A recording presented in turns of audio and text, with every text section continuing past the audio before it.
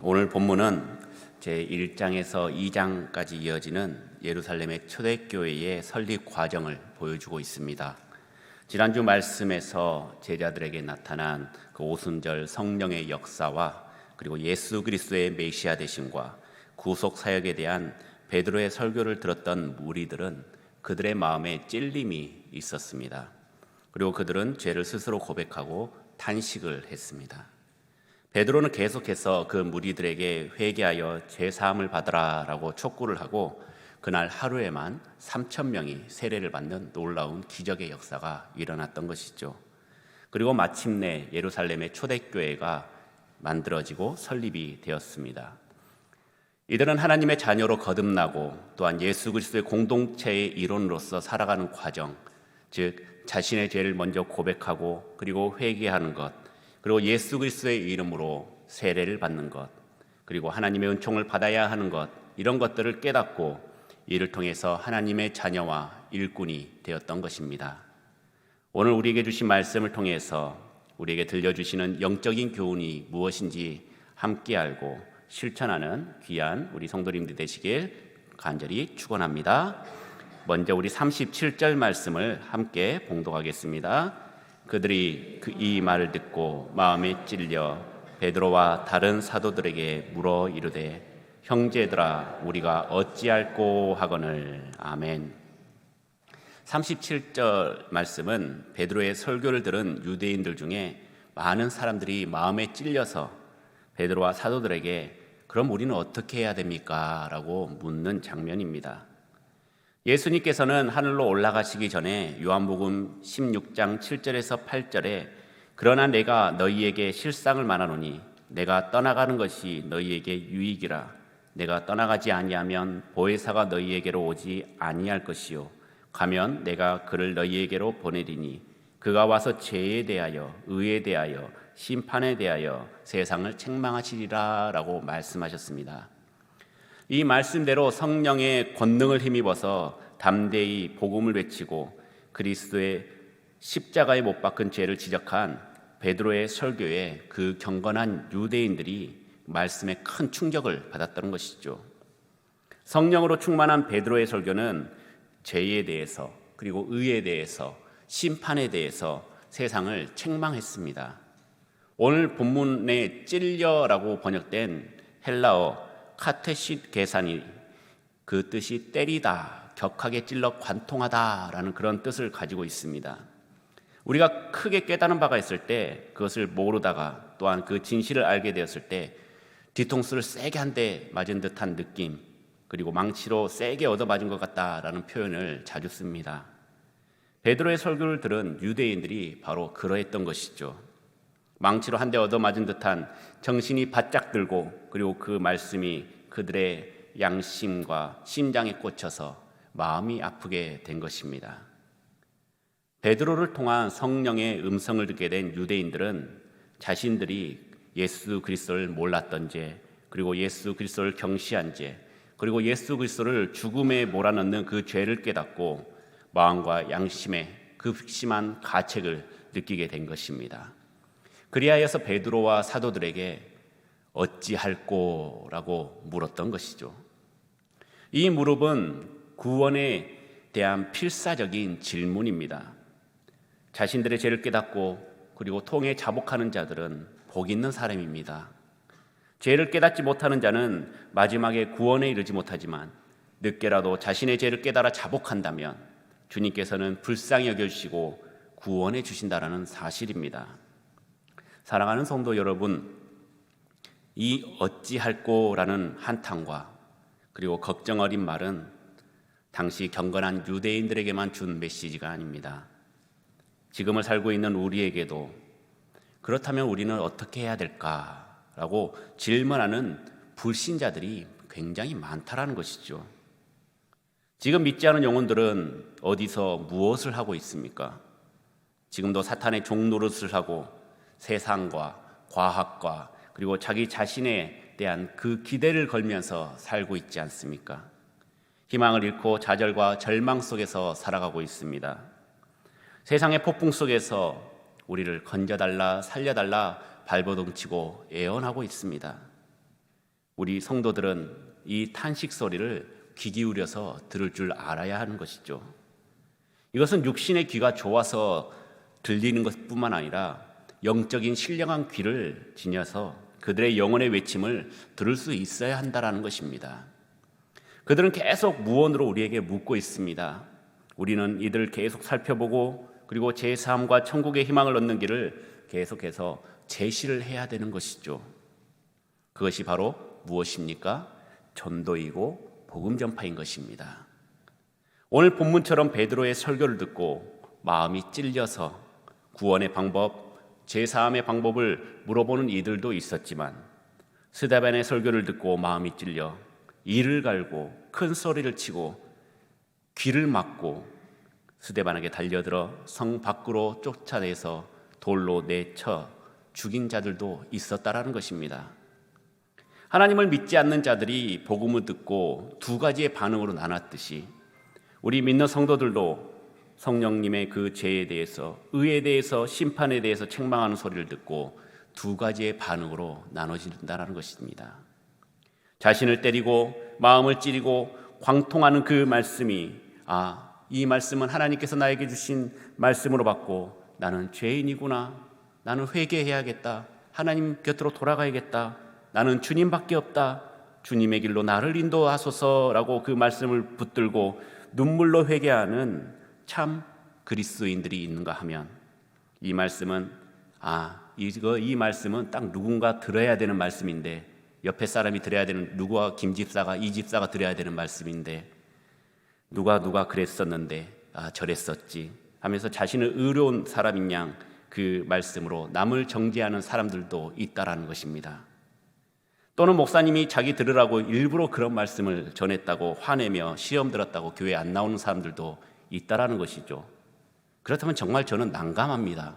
저는 그런 의도로 한 사람을 콕 집어서 얘기한 것이 아닌데 스스로 양심에 찔려서 가책이 느껴져서 도리어 화를 내고 있는 사람들도 있다라는 것이죠.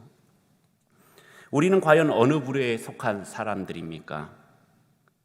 오늘 말씀처럼 마음의 찔림은 동일했지만 그 결과물이 완전히 다르다라는 것을 알 수가 있습니다.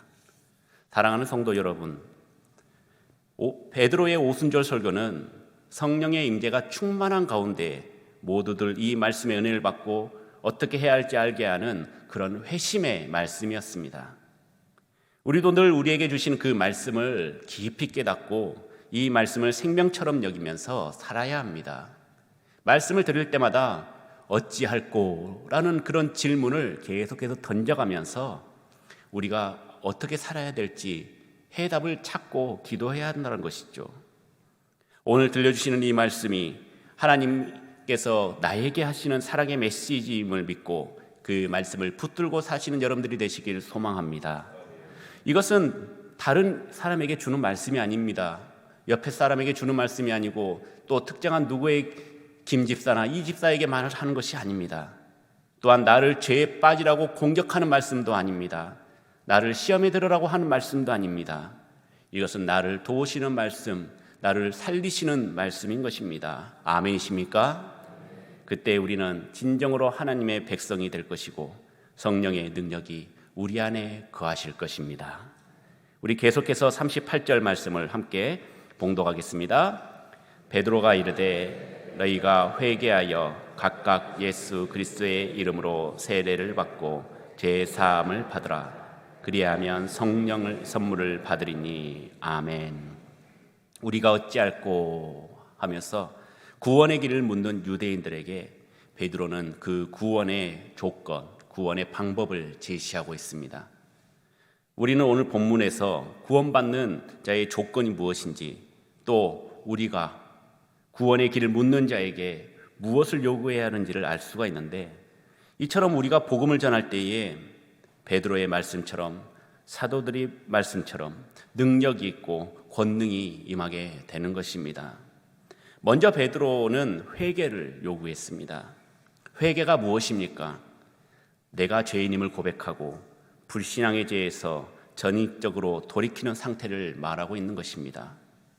다시 말해서 지금까지의 윤리적이고 도덕적인 죄와 하나님을 모르고 산 그 불신앙의 죄를 하나님 앞에 통해 자복하고 세상의 죄에서 돌이킬 뿐만 아니라 살아계신 하나님과 그리스도의 은혜를 모르고 산 불신앙의 삶에서 떠나서 예수 그리스도와 함께하는 삶을 다짐하는 그 의지를 보여주는 것이 바로 회개인 것입니다. 이 회개 없이는 결코 구원을 얻을 수가 없습니다. 회개는 구원에 이르기 위한 가장 기본적인 전제 조건이기 때문입니다. 그런데 많은 성도님들이 사람들에게 회개는 말하지 않고 예수 믿으면 복 받는다라는 소리로 사람들을 모으고 있습니다. 그러한 이유로 또 교회 안에서 회개하지 않는 기존의 교인들도 있습니다. 그저 교회만 다니면 땅에 복도 받고 천국에 복도 받게 된다고 믿는 사람들이 많다라는 것이죠. 그런데 이런 사람들은 절대 구원에 이르지 못한다는 사실입니다.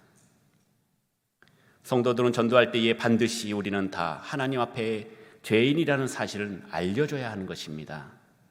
죄인인 우리를 위해서 하나님밖에 없는 독생자 아들 예수 그리스도를 이 땅에 보내셨고 철저하게 고난을 받으사 십자가에 달려 죽으심을 전파해야 되는 것이죠. 예수님이 죽은 지 3일 만에 부활하시고 승천함으로써 죄인된 우리가 구원함을 받았음을 전해야 하는 것입니다. 우리 믿는 자들은 부활신앙으로 살아야 되는 것입니다. 좋은 멋진 사람들이 있고 우리 젊은이들에게는 이렇게 아주 좋은 아가씨가 있으니까 한번 와서 보지 않을래? 하면서 전도를 하고, 우리 아이들은 여기 오면은 선물도 많이 주고 과자도 많이 준다 해서 그렇게 애들을 설득해서 교회를 데려오고, 우리 어른들은 오면은 복 받는다라고 하는데 여러분들의 삶은 복 받는 삶입니까? 한번 생각해 보시기 바랍니다. 우리는 진짜 예수 그리스도를 전해야 되는 것입니다. 그냥 물질로서 그들을 유혹해서 교회로 데려오는 것이 아니라 진짜 예수 그리스도, 그 영혼이 하나님 앞에서 죄의 사함을 받고 은혜 받는 사람이 될 수 있도록 우리가 복음을 전해야 되는 것이죠. 예수님을 믿으면 복 받는다. 물론 복 받습니다. 이것은 나중의 일입니다. 먼저 예수 그리스도를 주로 시인하고 인정을 하고 회개하면은 복은 자동적으로 오게 되어 있는 것입니다. 그런데 우리는 거꾸로 생각하고 있죠. 복을 주면은 나는 예수님을 믿겠다.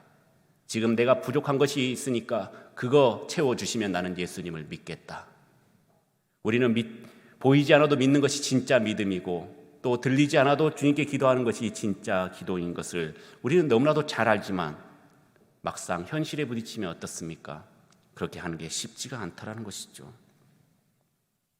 예수님을 전해서 그리고 그들에게 복음을 심어주고 이후에 모든 사람에게 복을 받는, 그리고 복을 주는 예수 그리스도를 전파하시는 믿음의 성도님들이 되길 간절히 소망합니다. 성령님으로 충만해서 나의 모습으로 그리고 여러분들의 말과 행동으로 예수 그리스도를 나타내는 성도님이 되시길 주님의 이름으로 간절히 축원합니다. 다음으로 베드로는 각자가 예수 그리스도의 이름으로 세례를 받을 것을 요구했습니다. 이 세례는 형식적인 면에서는 세례 요한의 세례와 같은 물세례입니다. 다만 그 세례가 이제는 예수 그리스도의 이름으로 세례를 받는다라는 것이 요한의 세례와는 다른 점이죠. 여기서 예수 그리스도의 이름으로 세례를 받는 것은 무엇입니까? 예수님께서 명령하신 것으로서 예수 그리스도를 믿고 하나가 되었음을 교회 앞에서 공개적으로 고백하는 데 의미가 있는 것입니다. 이제 진짜 하나님의 백성, 천국의 백성이 되었구나. 나는 예수 그리스도의 성도고 그리고 종이고 우리 성교중앙교회의 공동 운명체라는 사실을 교회와 온 세상과 또 성도들에게 고백하고 선포하는 행위가 바로 주님의 이름으로 세례를 받는 일이라는 것입니다. 사랑하는 성도 여러분, 신앙이란 마음속으로만 믿어서는 부족합니다. 입으로 시인해야 비로소 하나님께서 자기 성도로 인정한다라는 것이죠. 여러분들 자녀를 다 키워봐서 아시겠지만은 자녀가 마트에 가서 어떤 걸 사고 싶은데 말도 안 하고 끙끙거리고 있으면은 여러분들 압니까 모릅니까? 잘 모르시죠. 사주지도 않을 뿐더러 그리고 왜 말을 못해 하면서 또 혼내기도 합니다. 그런데 적극적인 아이들이 있습니다. 딱 꼬집어서 나 이거 사줘 라고 얘기하는 아이들이 있습니다. 뭐 사주지 않죠. 이것은 먹으면 안 돼 하면서 집에 많이 있어. 그러면 이제 들어 누우면은 어떻게 됩니까? 예, 남들이 보는 시선도 있고 또 부끄럽기도 하고 빨리 이 상황을 빨리 해결하기 위해서 어쩔 수 없이 품에 안겨줍니다. 그러면 계산할 때 몰래 빼기도 하고요. 이런 마음 고백해야 되는 것이죠. 하나님께서 우리 귀가 안 들려서 더 큰 소리로 기도하라는 것이 아닙니다. 간절히 부르짖으라고 얘기하는 것이 아닙니다. 부르짖고 시인하라고 우리에게 요구하시기 때문에 우리는 목소리 높여서 주님 앞에 부르짖고 나의 구주, 나의 예수님으로 고백할 줄 알아야 하는 것이죠. 내가 하나님께 속한 사람이라고 세상에 선언하는 자가 진실한 믿음을 지닌 자입니다. 어떤 일을 할 때 포기하지 않고 끝까지 하는 법이 있습니다. 다 사람들 앞에 공포하는 것입니다. 제가 다음 주까지 5kg를 빼가지고 오겠습니다 라고 하면은 이제 이것은 제 책임을 져야 되고 여러분들이 증인이 된 것입니다. 자신과 타인과 교회 앞에서 나는 이제 예수 그리스도의 교인이다, 예수 그리스도의 사람이다 라고 선포하고 고백하는 것, 그것은 회개하는 자만이 할 수가 있는 것이고, 그리고 그것을 통하여서 하나님께 영광 돌리는 일이라는 것입니다. 이 고백하는 사람, 진정으로 예수 그리스도를 믿는 사람입니다. 예수님을 만난 자만이 할 수 있는 그런 고백입니다. 진짜 예수님을 만나니까 나의 죄를 내가 스스로 알게 되고 고백할 수밖에 없는 상황이 펼쳐지고 마는 것이죠. 다 내려놓고 다 주님 앞에 고백할 수밖에 없습니다. 그리고 온 세상에 나는 죄인이지만 하나님의 은혜로 나는 구원받았다, 그렇게 온 세상에 공포할 수 있는 것입니다.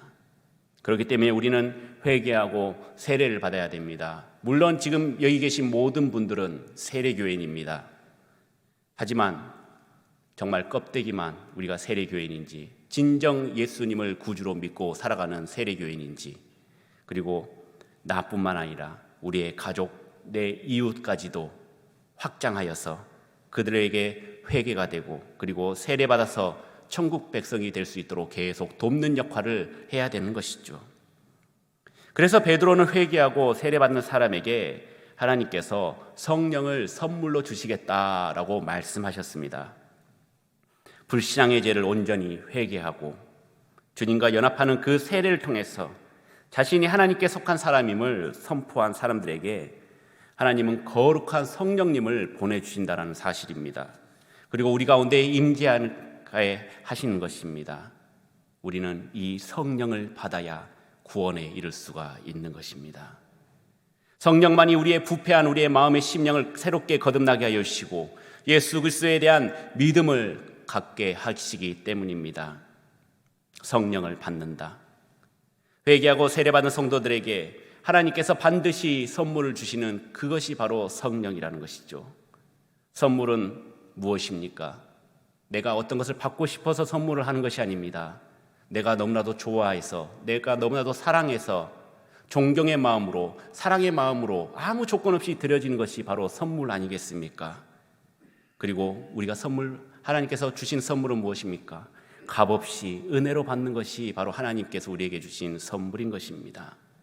세례받는 자들에게 하나님께서 은혜의 선물로 값없이 성령님을 우리에게 보내주셨던 것입니다.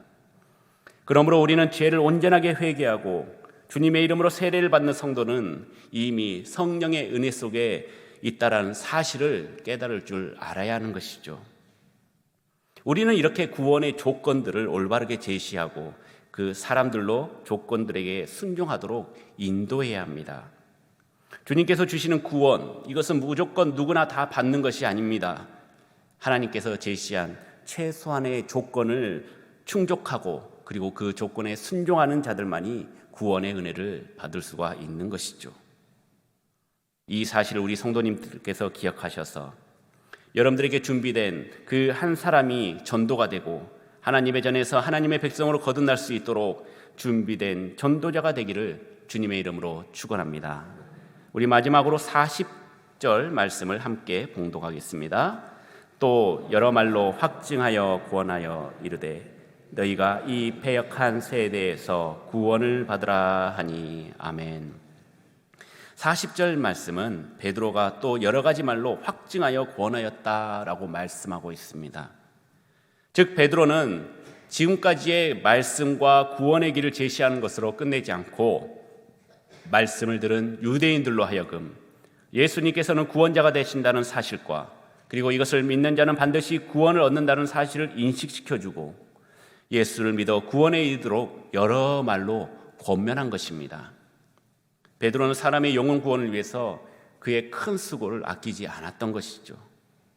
베드로가 누굽니까? 베드로는 초대교회의 가장 위대한 사도였습니다. 반석 위에 교회를 세우겠다라는 그 신앙 고백의 주인공이기도 합니다. 초대교회의 베드로는 그 입지는 예수님의 다음 가는 위대한 지도자였고 사도였습니다. 그런데 그 베드로가 예수님을 3번이나 부인한 사람이고 심지어 저주까지 했다라는 사람이었던 것을 함께하는 자들은 다 알고 있었지만 이것을 그렇게 크게 생각하는 사람들은 없었을 것 같습니다. 왜냐하면 우리도 지금 베드로의 좋은 것 그리고 큰 업적 그리고 위대한 사도로만 생각하고 있지 닭 울기 전에 3번 부인한 자 그리고 저주까지 했던 자라고 기억하는 사람은 별로 없다라는 것이죠. 베드로가 활동하는 시기는 무서운 핍박과 죽음이 늘 그들을 두렵게 했습니다.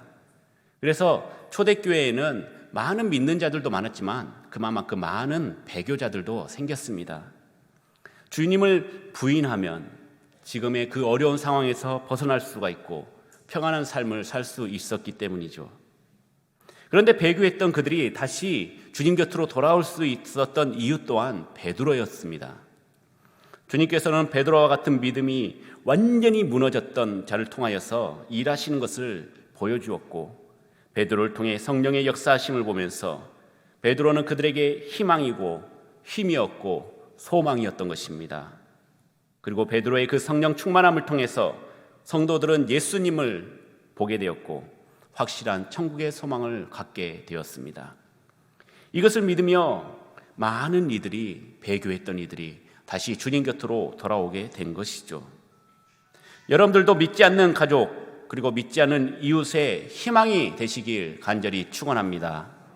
여러분들 통하여서 예수님을 믿어 세례를 받고 성령 충만함을 받아 그들의 삶의 의미를 되찾고 기쁨을 되찾고 천국 소망을 가지고 이 험난한 세상에서 살아내길 원합니다. 성령 충만했던 베드로도 딱 한 번만 전하고 가버리지 않았습니다. 여러 말로 확증하고 권하였습니다. 계속해서 예수님의 말씀, 복음을 증거하면서 성도가 될 것을 권유했다라는 것이죠. 이런 위대한 베드로도 전도할 때 이렇게 온 힘을 다해서 여러 번 말을 통해서 전했는데 우리는 어떻습니까? 한 번 했는데 전혀 듣지 않는 것 같아 마음이 상하고 속상하신지요? 괜찮습니다. 그럴 수 있습니다. 그것은 당연한 것입니다.